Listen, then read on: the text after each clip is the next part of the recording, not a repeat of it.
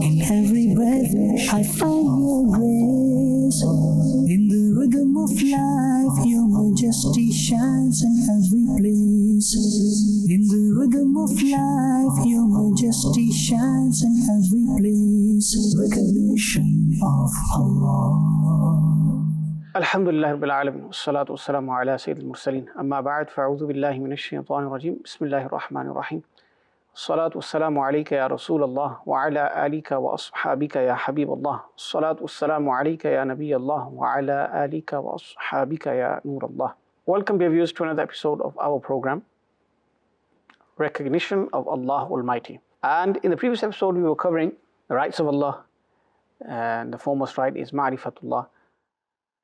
And we were particularly discussing the mercy of Allah, this sifa, rahmah, and how other sifat are linked towards, linked to the mercy of Allah subhanahu wa ta'ala. We covered Tawwab, we covered Ghaffar, we covered Ghafoor, Afu, Sattar. And we were discussing forgiveness in general as well, seeking forgiveness, repenting, the virtues, the fadail, the excellences of doing so. And Allah subhanahu wa ta'ala is the one who accepts repentance. Allah ta'ala is the one who loves the people who repent. Allah Jalla wa Ala says in Al-Quran Al-Kareem, Inna Allah yuhibbu tawwabin. And under this there is an account that's mentioned by the ulama that there's a pious predecessor, and he would make constant tawbah in the court of Allah subhanahu wa ta'ala. And he said to another pious saint, he said, I've been asking Allah to forgive me for so long. Allah give me the tawfiq to repent. Allah forgive me, pardon me, accept my repentance. I don't see the signs, the athar of it being accepted. And the pious saint who was asked the question replied, he said, do you know what you're actually asking from Allah subhanahu wa ta'ala?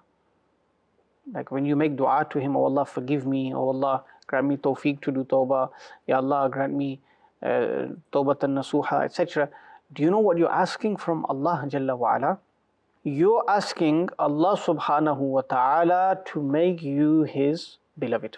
Why? Because in Al-Quran Al-Kareem, Allah subhanahu wa ta'ala says, Inna Allah yuhibbu tawwabin. Indeed, Allah loves those who repent.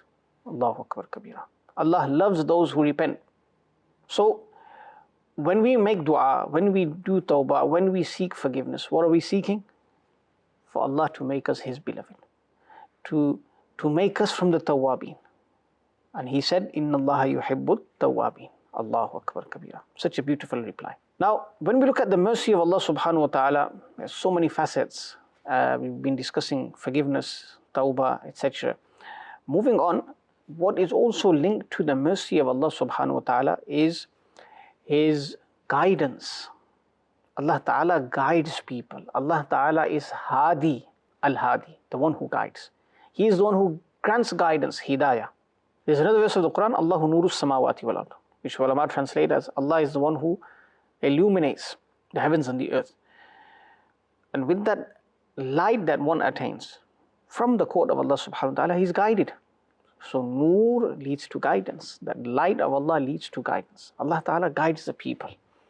And if you were to focus on this sifa, al-hadi, Allah ta'ala being the one who guides, subhanallah, we can learn so many things. In Al-Quran Al-Kareem, we're told, Wallahu yahdi man yasha'u ila siratin mustaqim. The guidance of Allah is mentioned. And Allah guides whomsoever He wants to the straight path. In another verse, Allahu yajtabi ilayhi man yasha'u wa yahdi ilayhi man yunib. Allah chooses to bring to His court whomsoever He wants, to bring closer to His court. Allah Ta'ala chooses whomsoever He wants. وَيَهْدِي إِلَيْهِ مَن يُنِيبُ. And Allah guides to Himself the one who seeks the court of Allah, who wants to do ruju' towards Allah subhanahu wa ta'ala. What do we learn from this? If someone is sincere in this pursuit of attaining the court of Allah, Allah will guide him to it. This is the bishara, this is the glad tidings that we're given. The famous verse of the Quran, وَالَّذِينَ جَاهَدُوا فِينَا لَنَهْدِيَنَّهُمْ سُبُلَنَا. And those who strive in our way, لَنَهْدِيَنَّهُمْ سُبُلَنَا. We will most surely guide them to our paths. And look here beautifully, Allah subhanahu wa ta'ala said, subulana, not sabilana, not just one path, many paths will be open for such a person. Why? Because he's striving in the way of Allah subhanahu wa ta'ala. We learn from this that striving, pursuing, trying to seek the guidance of Allah subhanahu wa ta'ala is key. It's very, very important. And as Muslims, we should forever be desirous of seeking the court of Allah subhanahu wa ta'ala. Now, guidance, we know, can be divided into two types. Guidance towards what is good, towards what is bad. Allah Jalla wa Ala says in the Quran, وَهَدَيْنَاهُ النَّجْدَيْنِ, and we have guided him to the two highways, peaks, you could say. So these two ways, one of them is the way of guidance, meaning guidance towards good, and one of them is the way to misguidance. So being guided towards something which is wrong is misguidance. Now, this is not to say that Allah Ta'ala hasn't given ikhtiyar or hasn't given that understanding to insan to adopt the right way. This is not the case. Allah Ta'ala has created in every single insan the ability to choose the right way. Whether one decides to ignore all of those things, all of those signs, and deliberately himself adopt a path of misguidance, that's upon him. Otherwise, the paths towards guidance, true guidance, are plenty. And let's hear about them, inshallah. Allah subhanahu wa ta'ala firstly has given insan aql, intellect. What differentiates us from animals? It is the aql, of course. We can comprehend, we can contemplate, we can reflect, we can ponder, we can try to understand on a deeper level. And somebody who is that way inclined, who is sincere, he will attain guidance from so many different paths, so many different ways, so many different things in creation. They will all point him in the right direction. He would even learn from his own birth, from birth till death. He will learn continuously, and he'll be guided towards good. Now, of course, this is a reality as well, that not every intellect can reach the correct result, the correct understanding. Because the aql, the intellect, can err as well. So Allah Ta'ala has provided sufficient evidence for his necessary being, for example. But then thereafter a person may start adopting other wrong things as well, based on his aql. So what did Allah do? Again, this is the mercy of Allah. This is the guidance of Allah subhanahu wa ta'ala, that He sent Anbiya alayhim salam to the world. And the Anbiya alayhim salam give a refined understanding, a correct understanding regarding aqidah, regarding doctrine, regarding beliefs. So look at the guidance there. Just your aql alone is a big blessing. And then you have Anbiya alayhim salam who have the most perfect intellects. Meaning the intellects that have been granted to the Anbiya alayhim salam, the Rusul alayhim salam, are the most perfect of intellects. Then along with the Anbiya alayhim salam, Allah Ta'ala revealed books, revealed scriptures. So the Anbiya alayhim salam are guiding the masses, guiding the public in light of these scriptures, in light of the guidance they have been given by Allah subhanahu wa ta'ala. So the dalail are in abundance. Every page of the scriptures, and we have the final revelation of Quran Kareem, every word is a source of guidance, subhanallah. In the books there are so many proofs, evidences about our purpose on earth, worshipping Allah, following the messengers alayhim salam. They cannot be denied by someone who has sound intellect. Someone denies is stubborn. That's to his own detriment. All of these proofs tell us that there is one God worthy of worship. The Anbiya alayhim salam are the chosen people of Allah. They are there to guide. Allah uses them as means to guidance. Then you have Sharia, you have laws that must be followed, Islamic religious laws, to live a life of righteousness for the betterment of a person's own life, for the betterment of life of society, the community. So there's so much hikam, wisdoms found within the Sharia of Islam. So a person has that innate ability to understand that Allah exists and attain guidance. Then the Anbiya alayhim salam, they are sent by Allah, again solidifying the ways of guidance, attaining guidance. Then our beloved sallallahu alaihi wasallam was sent as the final prophet. So because he is the final prophet, no new Nabi is to ever come till Qiyamah, and no new Nabi will ever come. Because of that, Allah subhanahu wa ta'ala gave the final book. This final book has all the ahkamat that are required until the Day of Judgment for the betterment of people. It should be followed. And then for the understanding of Al-Quran Al-Kareem, Allah subhanahu wa ta'ala sent mufassirin, muhaddithin, granted us mujtahideen, the madahib of fiqh.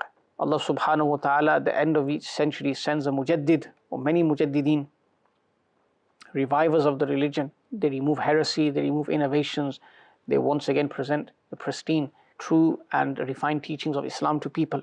These are all ways of guidance. This is his Sifa al-Hadi, his name. And look at all of these means to attain guidance. And if a person still becomes misguided, if a person still does not attain guidance, then that is his own shortcoming. Allah Ta'ala has preserved Al-Quran Al-Kareem for us. Allah Ta'ala says, indeed, we reveal the Quran and we will protect it. Then when we see the Quran, which is the greatest form of guidance, source of guidance, the biggest miracle of the Prophet Sallallahu Alaihi Wasallam, you could say the living miracle. We didn't see other miracles. We weren't blessed in seeing other miracles of the Prophet Alaihi Wasallam, but we have this living miracle, the Quran, with us, revealed on the blessed heart of Rasulullah Sallallahu Alaihi Wasallam. Now today, if someone tried to give incorrect interpretations to the verses of the Quran, then how do we judge whether an interpretation is correct or not? Again, we have the life of Rasulullah Sallallahu Alaihi Wasallam. He explained many verses of the Quran, many important verses of the Quran, that act as principles in understanding the Quran as well. So you go to the Ahadith book, you have Kitab al-Tafasir. The Prophet Sallallahu Alaihi Wasallam in Kitab al-Tafsir, in chapter on Tafsir of the Quran, he on numerous occasions gave the correct interpretation. But obviously, because he is the final prophet to be sent, so the understanding he has, the interpretation he has, is the greatest interpretation taught to him by Allah Subhanahu wa Ta'ala. So we read Tafsir, we understand in light of the Prophet Sallallahu Alaihi Wasallam explanations, the explanations of the Sahaba Radiallahu Anhu Ajmain, then the Ahadith of Rasulullah Sallallahu Alaihi Wasallam. Allah Ta'ala granted us Muhaddithin, another means of attaining guidance. They explained each and every hadith found in the Sihah Sitta, the most famous 6 canonical works of hadith. So wherever we look, subhanallah, the mercy of Allah subhanahu wa ta'ala in the form of guidance can be witnessed, can be seen. It's upon us to grab that share of guidance, grab that portion of guidance for ourselves, which will lead to our salvation. So we've been discussing various sifat. They are linked to the mercy of Allah, the power of Allah, the qudra of Allah, the azuma, the excellence of Allah subhanahu wa ta'ala. Then there are those sifat which are linked to the dominance of Allah, the power of Allah subhanahu wa ta'ala. And inshallah we'll mention some of them now as well. So Allah subhanahu wa ta'ala, from his sifat which relate to qudra, power, one is al-Malik. Malik means the king. Now Allah Ta'ala is Malik. So Malikul Mulk means the king of all kings. There's no doubt about that. Any worldly king, his kingdom lasts for a short period of time. Allah Ta'ala is the eternal king, the pre-eternal king. He's the king of all kings. He is the one who grants kingship to anyone in creation. Allah Ta'ala is the Hakiki king, and nothing escapes him. Everything is under his control. Everything is under his power. Everyone is in his dominion. Jalla wa ala. Allah subhanahu wa ta'ala is Rabbul Arshil Azim. He is the owner of the lofty throne, the great throne. Allah Ta'ala is of course free from being confined to a place physically, or bound by time or anything like that. So hence the ulama say these verses, these ambiguous verses, they have to be translated in a particular way. We leave the meaning to Allah subhanahu wa ta'ala. Now Allah Ta'ala being the king of all kings, Allah is not answerable to anyone, we know that. Allah Ta'ala will not be questioned by anyone. La yus'alu amma yaf'alu. Allah will not be questioned about what he does. Again, he's the king of all kings. And then the king, he is the one who legislates. The king is the one who establishes the laws. The king is the one who gives the commands. And then the rest of creation, we as slaves are to implement the commands of Allah subhanahu wa ta'ala. Now, he did this through his Anbiya alayhimus salam, through the scriptures revealed to the Anbiya alayhimus salatu wassalam. Now here, one thing that's important to mention is some people, they claim to be Muslims. Allah knows the states of the hearts, but they're very secular in their mindset. So they'll say, okay, there is deen, Islam, but it should be confined to your homes. Practice in your homes. Once you leave your home, no. You can't use your religion to try and be assertive to others. You can't try to implement your religion in the workplace, in school, colleges, universities, amongst friends, families. You have no right to do this. We're a secular state. This is what people say. That Islam will have nothing to do with the policies that we make, the laws that we make, legislations. Yes, we believe in the Quran, we believe in the divine speech of Allah. But think about this, dear viewers. The Quran, the divine speech of Allah, contains ahkamat, commands of Allah. It contains prohibitions. Nowhere does it say in the Quran that this book that has been revealed to the beloved Prophet ﷺ is only to be mentioned at home, is only to be spoken about at home. It does not affect your political life, your worldly life. It does not have an effect in your workplace, in your tijarat, in your trade, in your commerce, in your business, in your dealings with others. Islam is a complete code of life related to every single aspect of your life. Your relationship with people, mu'amalat, your transactions with people, your ibadat, your akhlaq, things that must be avoided in the community, outside your homes. Why? To ensure there is harmony in the community. There's a healthy community. No drinking of alcohol, no adultery, not wishing evil for others, not backbiting others, not slandering others, not stealing from others. So all of these laws are just limited to the home, where there's only you and your few family members? Or is it the case that Allah Ta'ala wants from believers, orders believers to implement it in all aspects of their life? Of course. So how can they dare say for a second that, okay, keep your Islam to your home, confined to your home, and outside our laws will dictate? Na'udhu billah. So people, Muslims by name, has Islam not entered their hearts? Do they think that their laws and policies are better and have more wisdom than the laws of Allah subhanahu wa ta'ala?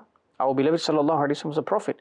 Our beloved sallallahu alayhi wa sallam was a husband, was a father, was a leader, was a from a political aspect as well, the greatest leader in history. The Prophet sallallahu alayhi wa sallam led the Sahaba to many expeditions. The Prophet alayhi salam established beautiful environments in Haramain Sharifain. Wherever his khulafa traveled, wherever his Sahaba traveled, the Prophet ﷺ was the greatest man ever to step foot on this earth, ever to grace this earth. And from all aspects. Today, 1400 plus years later, if someone comes and says, no, but we'd rather do it this way, or the Quran, okay, leave that to your home, read it, don't try to implement the laws of the Quran in the workplace. Well, Muslims are saying this in Muslim countries. Allahu Akbar Kabira. How is this possible? May Allah subhanahu wa ta'ala grant us tawfiq to understand what Allah wants from us. It does not benefit Allah, it benefits us. Allah knows us best. Allah created us. He's given us so many means of attaining guidance. And if we discard those means, if we avoid adopting those means, and instead we use our limited intellects, our weak intellects in understanding what's the best way for us in this dunya, we will fall short time and time again. We have to follow the Quran, the guidance sent by Allah, the Prophet sallallahu alaihi wasallam, the Sharia of Islam, and then we will see the society flourish. May Allah Ta'ala grant us immense assistance and tawfiq in this regard. Ameen. Bijahin Nabil Ameen sallallahu alayhi wa sallam. In every breath I find your grace. In the rhythm of life your majesty shines in every place. In the rhythm of life your majesty shines in every place. Recognition of Allah.